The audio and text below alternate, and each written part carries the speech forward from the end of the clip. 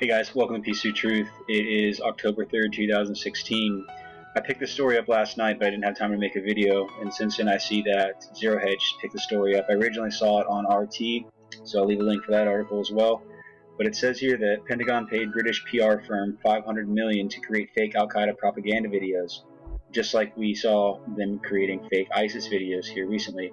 It says here, per new discoveries revealed by the Bureau of Investigative Journalism, the United States government paid over $500 million to a British public relations firm, Pottinger, between May 2007 and December 2011 to create fake Al-Qaeda propaganda films aimed at tracking terrorist viewing locations.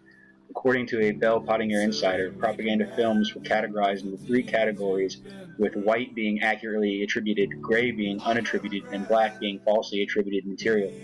The media firm created various types of content ranging from TV commercials to news items and fake Al-Qaeda propaganda films. Now, we know they have to do this to keep the public enraged and scared enough to continue fighting these illegal wars, keep on funding these illegal wars. It says here that the work consisted of three types of products. The first was television commercials portraying Al-Qaeda in a negative light. The second was news items which were made to look as if they had been created by Arabic TV, well said. Pottinger would send teams out to film low-definition video of Al-Qaeda bombings and then edit it like a piece of news footage. It would be voiced in Arabic and distributed to TV stations across the region, according to Wells. Just how the CIA does stuff here in America. The third and most sensitive program described by Wells was the production of fake Al-Qaeda propaganda films. He told the Bureau how the videos were made. He was given precise instructions. We need to make this style of video, and we've got to use Al-Qaeda's footage, he was told. We need it to be 10 minutes long, and it needs to be in this file format, and we need to encode it in this manner. The black propaganda videos included tracking software linked to a Google Analytics account so U.S. military officials could track the location of people watching the content around the globe. The content was distributed by U.S. Marines who would drop the videos at various locations during patrols. The whole process was described by one Pottinger employee as a pretty standard party of the industry toolkit. Now, this is how they track us, here in the States. They do the exact same stuff. They use the exact same techniques to see who's watching what videos, where they're located, to get the demographics down, to track us, to see how we're, to see what portion of the population is becoming aware of the bullshit. It says here, U.S. Marines would take the CDs on patrol and drop them in the chaos when they raided targets, well said. If they're raiding a house and they're going to make a mess of it, looking for stuff anyway, they just drop an odd CD right there.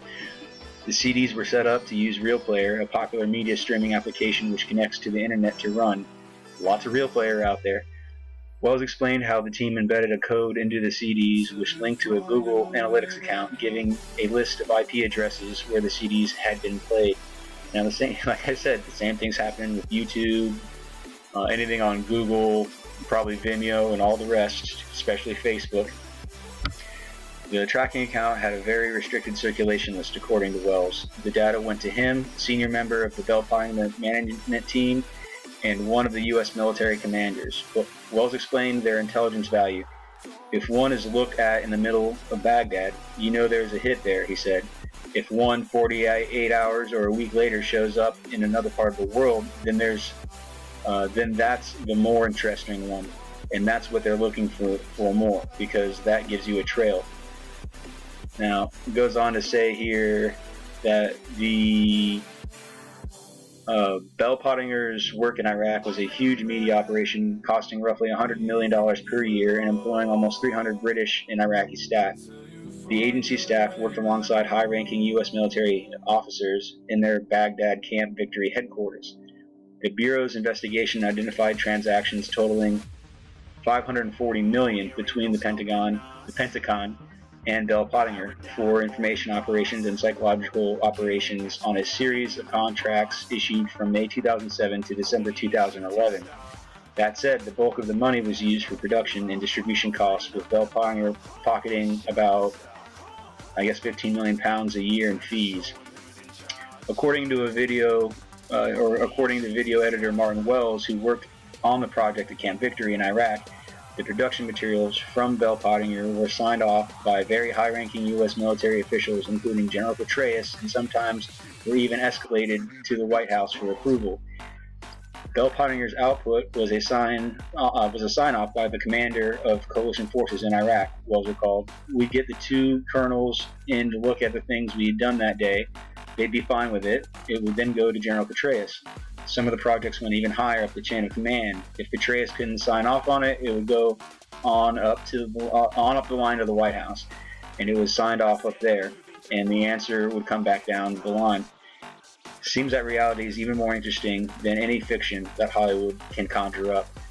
Now, we know that Rita Katz over at Site Intelligence is doing the same thing with Site Intelligence. They're creating these false ISIS propaganda videos, and they are, distributing them to news agencies. And we've seen it before with, again, the fake ISIS beheadings and the fake vicious killings, running people over tanks, burning them in cages, drowning them. The latest one with the slaughterhouse for that one Muslim holiday, whatever the hell it was called. And just for shits and giggles, let me see if I can't find...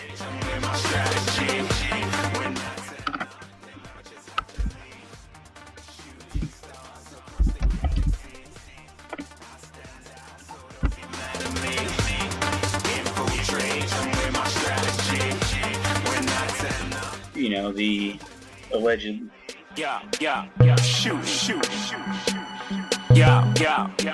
fake beheading videos that we saw a few years back, or last year, whenever the hell, the Steven Sotloff video and all that good stuff. We've seen it before. Now we just have proof that they were producing fake videos. They've come out and admitted it. I guess they had to account for the $500 million they spent on the project. But like I said, it's it's not a guarantee that they stop just because the contract with Bell Pottinger ended in 2011.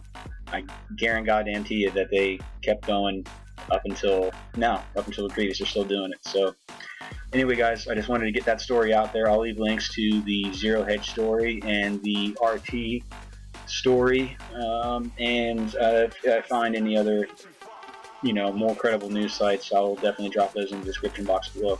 Alright, guys, thank you for watching. Take care. Have a good one now.